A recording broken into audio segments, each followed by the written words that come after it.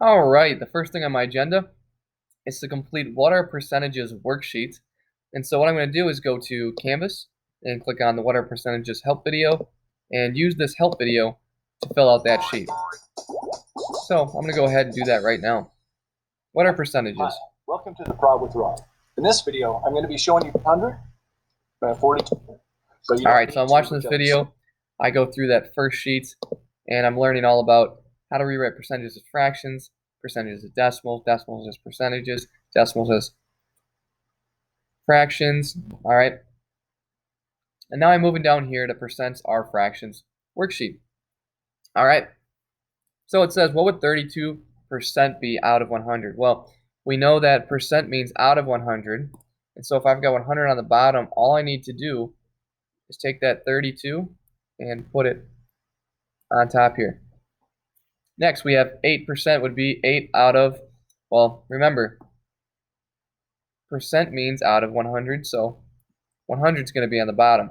So we always are going to need 100 on the bottom here. All right, so the missing blanks we're going to fill in 100 for when it's on the bottom. And then on top here, we're going to just write that number we see in front of the percent sign. All right, so 215% would be 215 out of 100.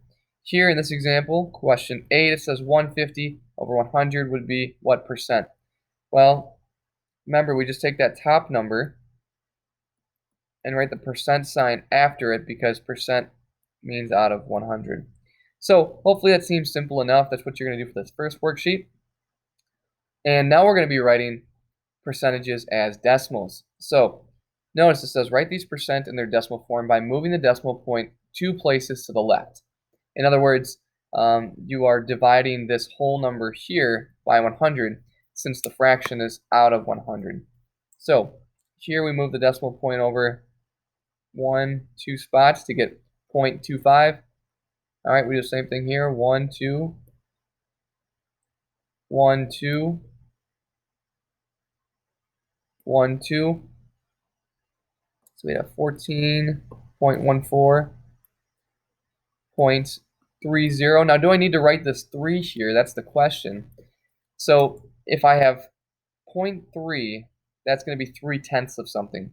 If I have 0.30, that's still going to be 3/10. All right, so whether we write that 0 afterwards or not, it doesn't change the value. So like 0.3 is the same thing as saying I have 30 cents. All right, because it's after the decimal point. That's why adding zeros does not affect the value when it's after the decimal point. So you can write as 0.3 or 0.30.